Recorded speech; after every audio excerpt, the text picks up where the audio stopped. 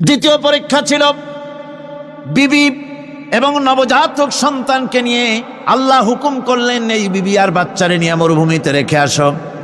মরুভূমিতে যেখানে ঘর নাই বাড়ি নাই, সেই জায়গায় বিবি এবং বাচ্চাকে রেখে যাওয়ার সময় তিনি বললেন, রব্বানা ইন্নী আসকানতু মিন যুররিয়্যাতি বিওয়াদিন গায়রি যী যারইন ইনদা বাইতিকাল মুহাররাম। হায় আল্লাহ রাব্বুল আলামিন, আমি পানি এবং তরুলতাবিহীন এক মরুভূমির ভিতরে আমার বংশের একটি অংশকে এখানে রেখে গেলাম। তোমার ঘরের কাছে পুনর্বাসিত আমি তাদের কাছে, এই ঘরের কাছে, সম্মানিত ঘরের কাছে রেখে গেলাম। পরীক্ষায় তিনি পাশ করলেন। হযরতে হাজেরা প্রশ্ন করলেন, ইব্রাহিম, পানি নাই, খাবার নাই, মানুষ নাই, ঘর নাই, বাড়ি নাই, মরুভূমির ভিতরে আমাকে আমার বাচ্চারে ফেলে রেখে যাচ্ছ কেন? কোনো জবাব নাই। 2 বার 3 বার প্রশ্ন করলেন। এরপরে তিনি আবার প্রশ্ন করলেন, বললেন, ইব্রাহিম, এটা কি আল্লাহর হুকুম নাকি? হযরত ইব্রাহিম আলাইহিস সালাম নিজের কলিজার টুকরা সন্তান আর বিবিকে রেখে যেতেছেন ভারাক্রান্ত মন নিয়ে। তিনি আকাশের দিকে আঙ্গুল উঁচু করে দেখালেন। হযরত হাজেরা বুঝলেন ইনি তো আল্লাহর পয়গম্বর, আমার কোনো অপরাধে এভাবে ফেলে যাওয়ার কথা নয়। তিনি বুঝলেন এটা আল্লাহর হুকুম। হযরতে হাজেরা বললেন, ইব্রাহিম রে, নিশ্চিন্ত মনে বাড়ি ফিরে যাও। আমার মনে কোনো চিন্তা নাই, কোনো পেরেশানি আর এখন নাই। আল্লাহর হুকুমে যদি আমাকে এই মরুভূমির ভিতরে ফেলে যেয়ে থাকো, তাহলে আমি ওই আল্লাহর প্রতি এতটা ভরসা রাখি যে এই মরুভূমির ভিতরে জল পানি শূন্য, খাদ্য শূন্য জায়গায় আমি আমার বাচ্চাকে আল্লাহ রব্বুল আলামিন না খাওয়াইয়া মারবেন না। 3 নম্বরে পরীক্ষা হলো, সন্তান বড় হয়ে গেছে, বুদ্ধি হয়েছে, দৌড়াতে পারে। আল্লাহ রাব্বুল আলামিন হুকুম করলেন, ছেলেকে জবাহ করো। কত বড় আগুনের পরীক্ষা! কোরআন শরীফ বলছে, হযরত ইব্রাহিম আলাইহিস সালাম নিজের ছেলেকে ডেকে নিয়ে বললেন, ইয়া বুনাইয়া ইন্নী আরা ফিল মানামি আন্নী আযবাহুক ফানজুর মাযা তারা। হে আমার কলিজার টুকরা সন্তান, আমি স্বপ্নে দেখেছি যেন আমি তোমাকে জবাহ করতেছি। তোমার রায় কি, তোমার মত কি, আমারে শোনাও। ছেলে পয়গম্বর, ছেলে তার জবাবে বললেন, ইয়া আবাতি ফাআল মা তু'মার সাতাজিদুনি ইনশাআল্লাহু বিনাস সাবিরিন। হে আমার আব্বাজান, আপনি যে ব্যাপারে স্বপ্নের ভিতরে আদিষ্ট হয়েছেন, আপনি তা কার্যকরী করুন। আমাকে এতটুকু অধৈর্যের মধ্যে পাবেন না, আমাকে ধৈর্যশীলদের মধ্যে পাবেন। আমারে আপনি আল্লাহর হুকুম পালন করেন। আল্লাহ পাক শোনাচ্ছেন, ফালাম্মা আসলামা ওয়া তাল্লাহু লিল জাবিন। পিতা পুত্র দুজনই রাজি হয়ে গেল। পিতা তার ছেলেকে কাঁধ করে গলার উপরে ছুরি ধরেছেন। আল্লাহ রাব্বুল আলামিন ইসমাইল জবাহ হোক, এটা আল্লাহ চান নাই, আল্লাহ চেয়েছেন পরীক্ষা করতে। পরীক্ষায় ইব্রাহিম পাশ হয়ে গেলেন। আল্লাহ পাক বলছেন, ওয়ানাদাইনাহু আইয়া ইব্রাহিম ক্বাদ সাদ্দাকতার রুইয়া ইন্না কাযালিকা নাজজিল মুহসিনিন। আল্লাহ পাক খুশি হলেন।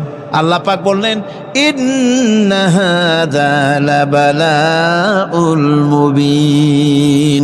পরীক্ষায় উত্তীর্ণ হওয়ার জন্য রব্বুল আলামিন পুরস্কার দিয়া দিলেন। আল্লাহ পাক বললেন, সালামুন আলা ইব্রাহিম। পড়েন সবাই, সালামুন আলা ইব্রাহিম।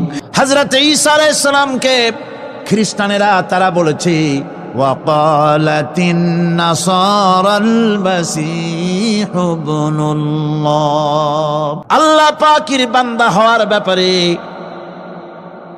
কোন মানুষের লজ্জা থাকার কথা নয়। এমনকি আল্লাহ পাক ঈসা আলাইহিস সালাম সম্পর্কে বলছেন, লা ইয়াস্তানকিফাল মাসীহু আইয়াকুনা আবদান লিল্লাহি ওয়ালাল মালাইকাতুল মুকাররাবুন। যারা নাকি আল্লাহর গোলাম, এই ব্যাপারে যাদের মধ্যে লজ্জার সৃষ্টি হয় আল্লাহর গোলাম, এটা কেমন কথা? বান্দা হওয়াটা কেমন কথা? যারা গোলামীকে অস্বীকার করে তাদের সম্পর্কে আল্লাহ পাক বলছেন, ওয়া মাইয়াস্তানকিফ আন ইবাদাতিহি ওয়া ইস্তাকবির ফাসায়াহশুরুহুম ইলাইহি জামিআ। কেউ যদি আল্লাহর বন্দেগী করার ব্যাপারে লজ্জা পোষণ করে, যদি লজ্জার কারণ মনে করে, অহংকার করে, গৌরব করে, তাহলে তারা পালাবে কোথায়, যাবে কোথায়?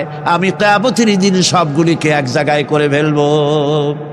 ইউসুফ আলাইহিস সালাম সম্পর্কে আল্লাহ পাক বলছেন, কাযালিকা লিনাসরিফা আনহু সুআ ওয়াল ফাহশা ইন্নাহু মিন ইবাদিনাল মুখলাসিন। এরূপই ঘটলো যাতে আমি ইউসুফ আলাইহিস সালামকে, আমার বান্দা, তাকে আমি নির্লজ্জতা ইত্যাদি থেকে আমি রক্ষা করেছি। নিশ্চয়ই হযরত ইউসুফ ছিল আল্লাহ পাকের বান্দা, আল্লাহ পাকের আব্দ। রাসূল করিম সাল্লাল্লাহু আলাইহি ওয়াসাল্লাম তিনি হচ্ছেন সর্বশ্রেষ্ঠ আল্লাহর পয়গম্বর। তার থেকে শ্রেষ্ঠ নবী আর কি কেউ আছে? জোরে বলেন, আছে? তার থেকে মাহবুব, তার থেকে শ্রেষ্ঠ আল্লাহর কাছে আর কেউ নাই। সেই নবীকে আল্লাহ রাব্বুল আলামিন কোরআনে কারীমের ভিতরে তাকে আব্দ বলেছেন। কি বলেছেন? অনেকগুলি আয়াত আছে যে আয়াতের ভিতরে আল্লাহ পাক তার নাম নেন নাই, নবী বলেন নাই, রসুল বলেন নাই, শুধু বলেছেন আব্দ। যেমন ফাআওহা ইলা আবদিহি মা আওহা, অতঃপর তার বান্দার নিকট যা ওহী করার ছিল তা তিনি করলেন। সেই বান্দাকে মুহাম্মদ সাল্লাল্লাহু আলাইহি ওয়াসাল্লাম। অন্য আয়াতে আল্লাহ পাক বলছেন, ওয়া আন্নাহু লাম্মা কামা আবদুল্লাহি ইয়াদউহু কাদু ইয়াকুনুনা আলাইহি লিবাদা। আর এই আল্লাহর বান্দা যখন নামাজ পড়তে দাঁড়িয়ে গেল, আল্লাহকে ডাকার জন্য যখন দাঁড়ালো, তখন লোকেরা তার উপরে ঝাঁপিয়ে পড়ল। ঝাঁপিয়ে পড়ার জন্য প্রস্তুতি গ্রহণ করলো। এখানে আব বলা হয়েছে কাকে?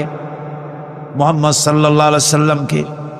এভাবে করে অন্য এক আয়াতে আল্লাহ পাক তার হাবিবকে আব বলছেন, বান্দা বলতেছেন, ইন কুনতুম ফি রাইবিম মিম্মা নাযালনা আলা আবদিনা।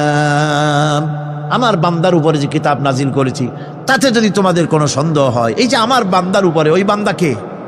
বলেন সবাই, মুহাম্মদ রাসূলুল্লাহ সাল্লাল্লাহু আলাইহি ওয়াসাল্লাম। অন্য আয়াতে বলা হচ্ছে, তাবারাকাল্লাযী নাযালাল ফুরকানা আলা আবদিহি লিয়াকুনা লিল আলামিনা নাযীরা।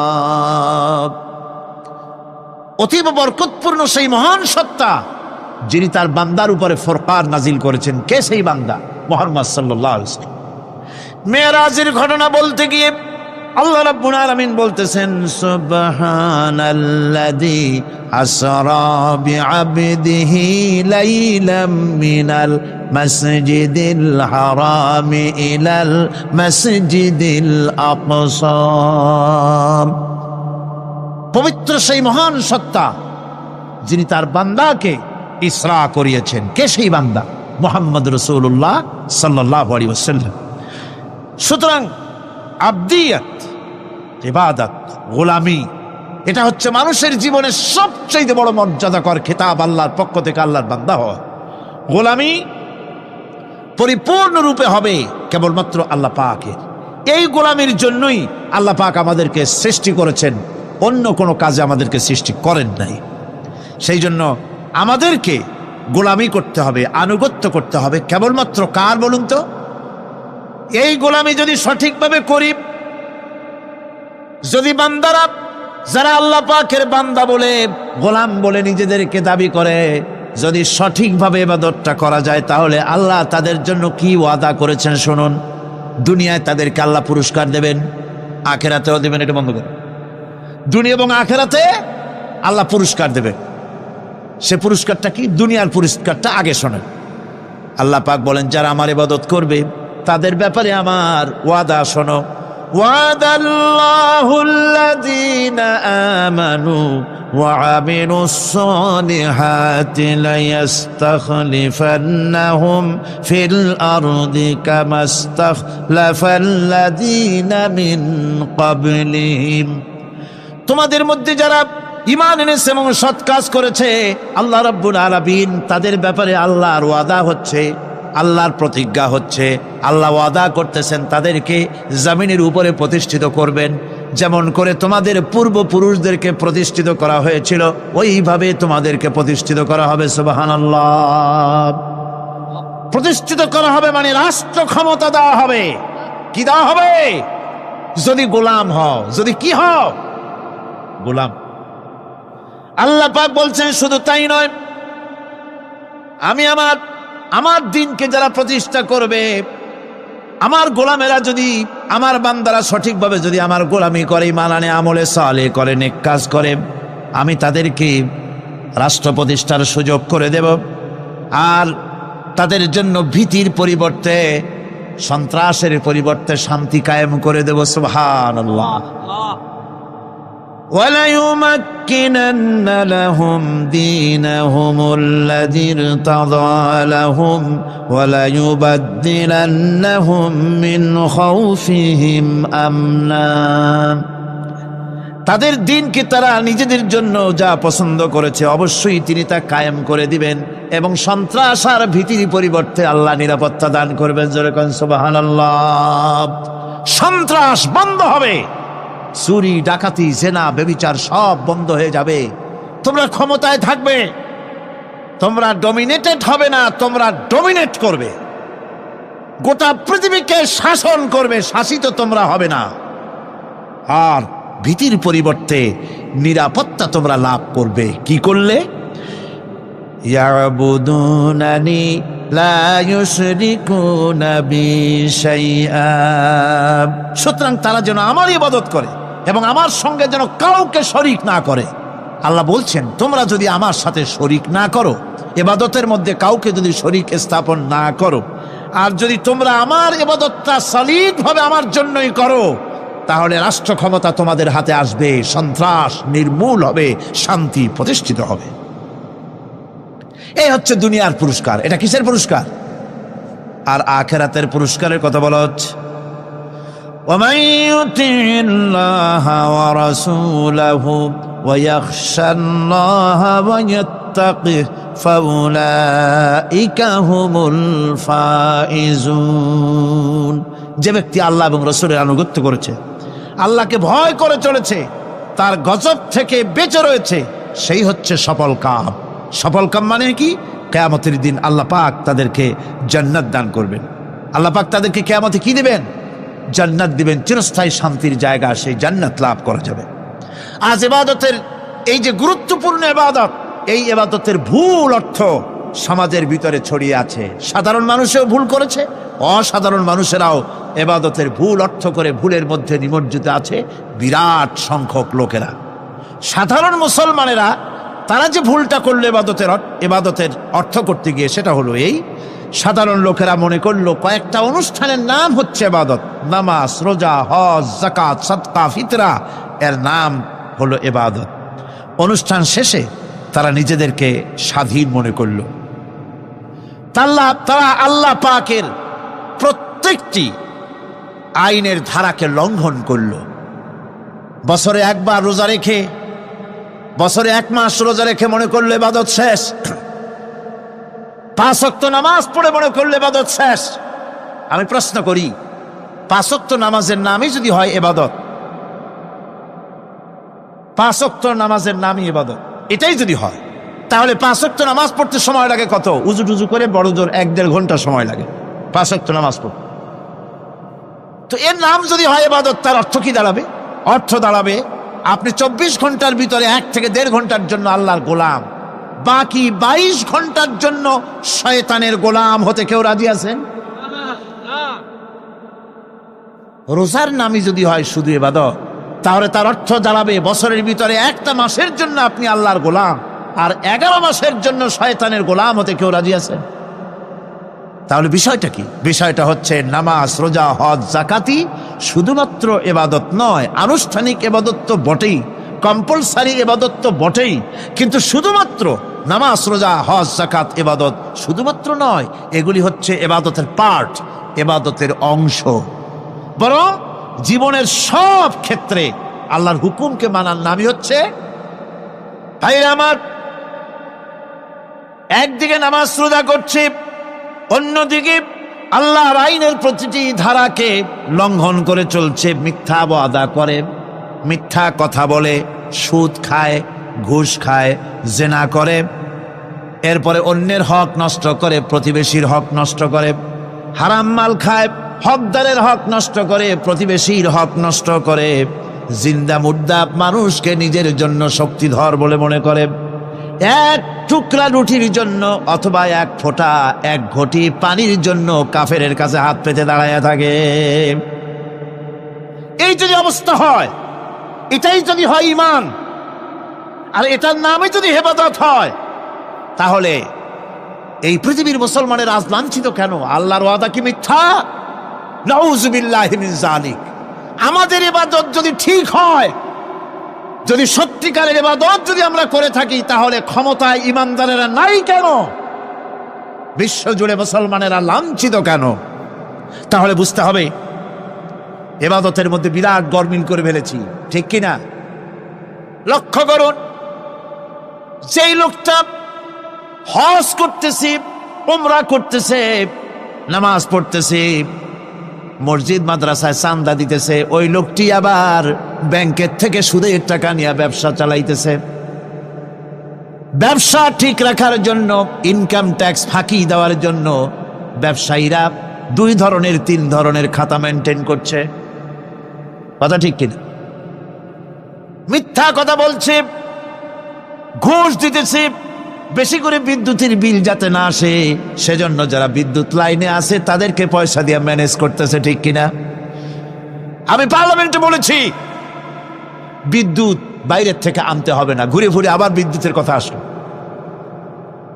বিদ্যুৎ আনা লাগবে না, কারণ আমার দেশের চাহিদা হচ্ছে 2500 মেগাওয়াট, সেখানে 1800 মেগাওয়াট আমাদের আছে।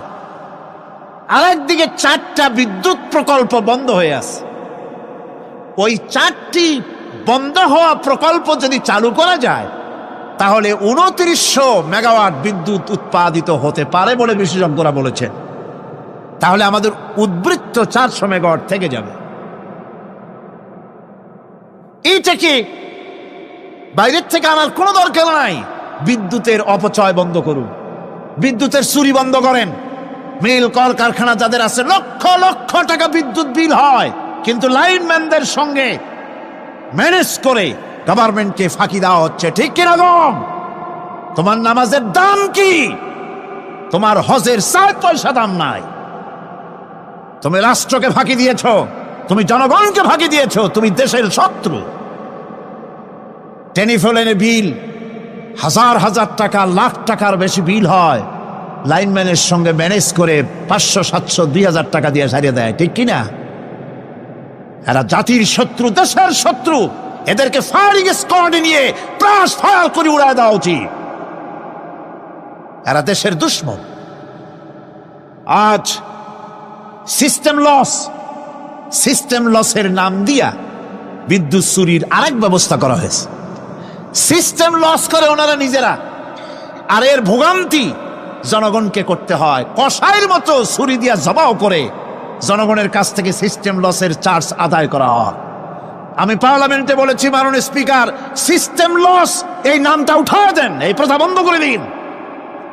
বিদ্যুৎ ধার করা লাগবে না, আল্লাহ আমাদের দেশে যথেষ্ট দিছে, কোনো জিনিসের অভাব নাই।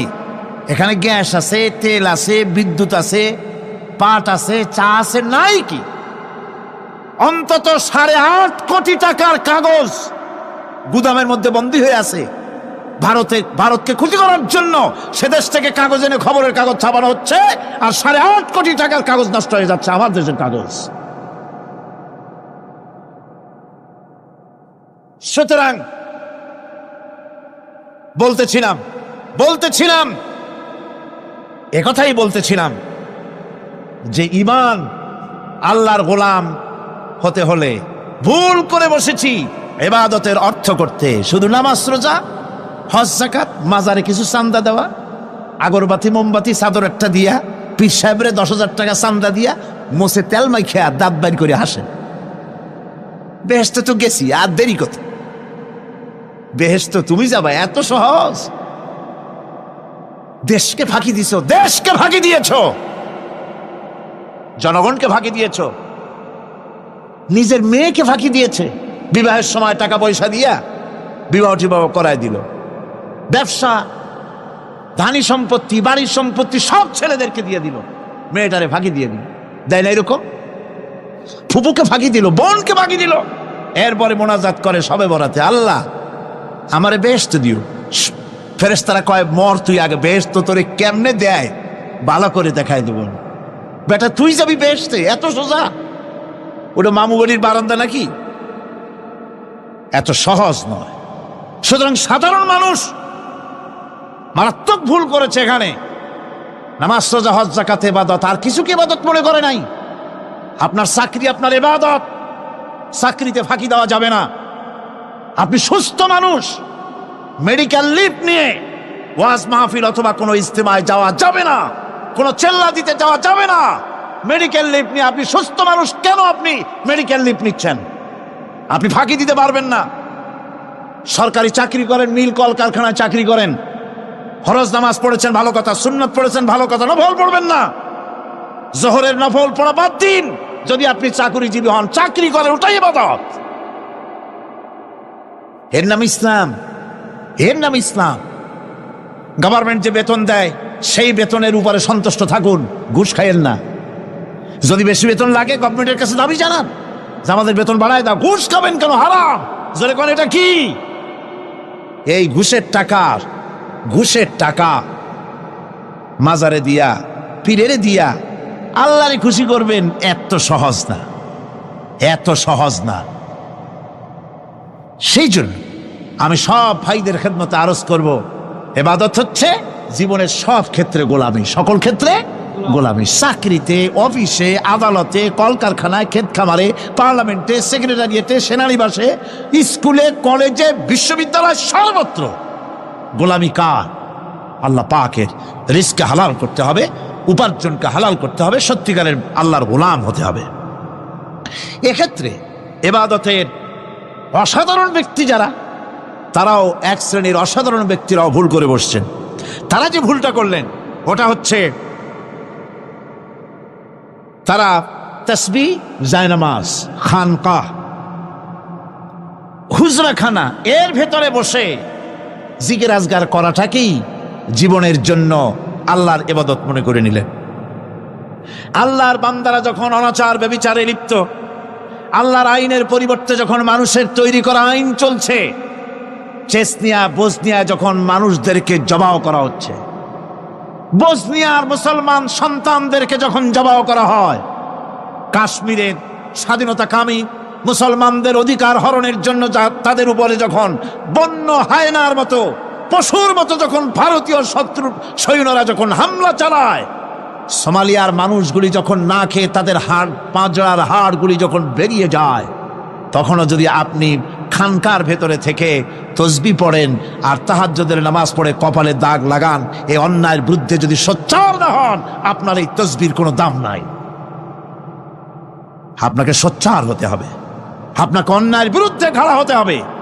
একদিকে তাহাজ্জুদের নামাজ তো পড়বেনই, জিকির তো করবেনই, কোনো সন্দেহ নাই। আর একদিকে সিংহের মতো অন্যায়ের বিরুদ্ধে গর্জে উঠতে হবে। তাতে যদি প্রয়োজন হয় মুজাদ্দেদ আল ফেসানির মতো কারারুদ্ধ হন না কেন, সেটাই কিসমত, সেটাই তকদীর। হক কথা বলতে হবে। এই জন্য আমার বারবার মনে পড়ে, আজকের এক শ্রেণীর লোক আমাদের দেশে এক শ্রেণীর লোক বাইরের থেকেও আসে, বিদেশ থেকেও আসে, নামের আগে আওলাদে রসুল লাগান। ফেদায়ে রসুল, মুজাহিদে মিল্লাত, আওলাদে রসুল। আজীব, তুমি আওলাদে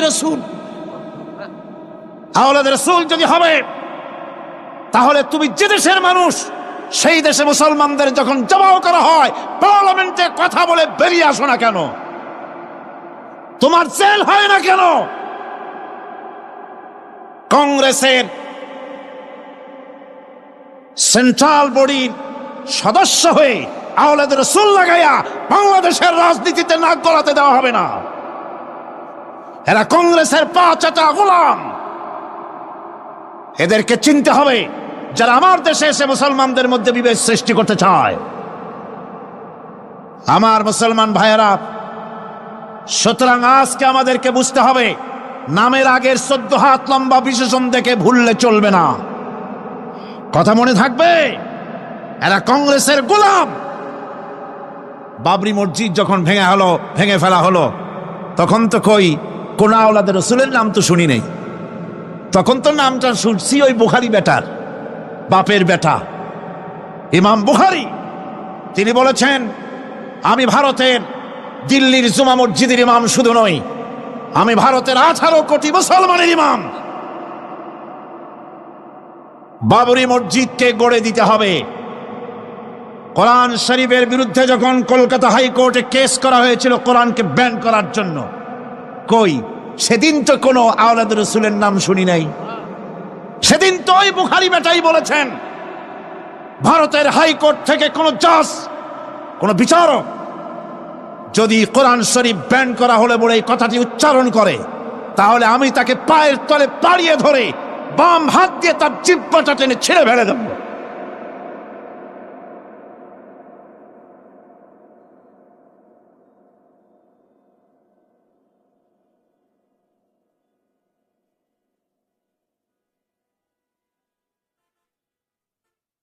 বন্ধুগণ,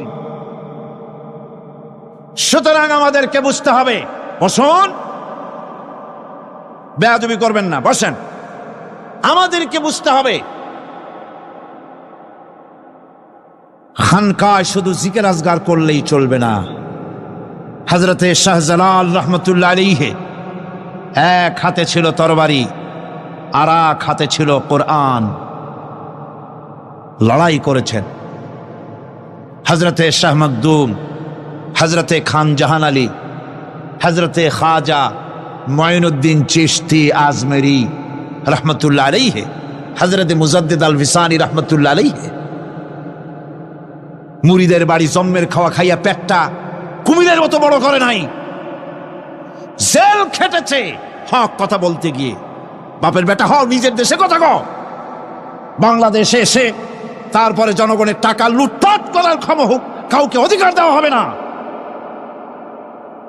আমার বন্ধুগণ, আল্লাহর ওলি যারা, তারা এভাবে করে জনগণের খেদমত করেছেন, কথা বলেছেন।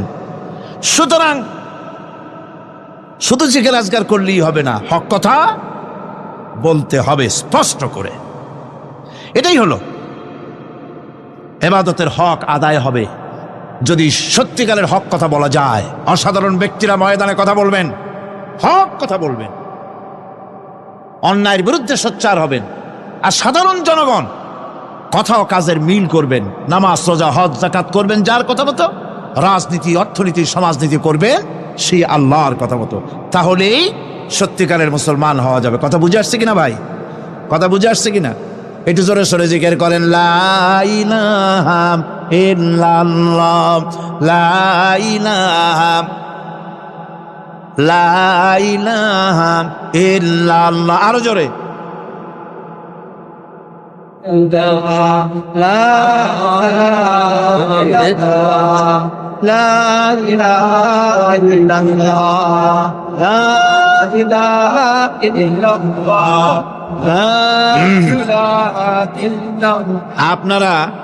আপনারা যদি মাথা উঠাইয়া দেখতে থাকেন তো কি দেখবেন? মানুষের মাথা আর টুপি ছাড়া তো কিছুই দেখা যাবে না।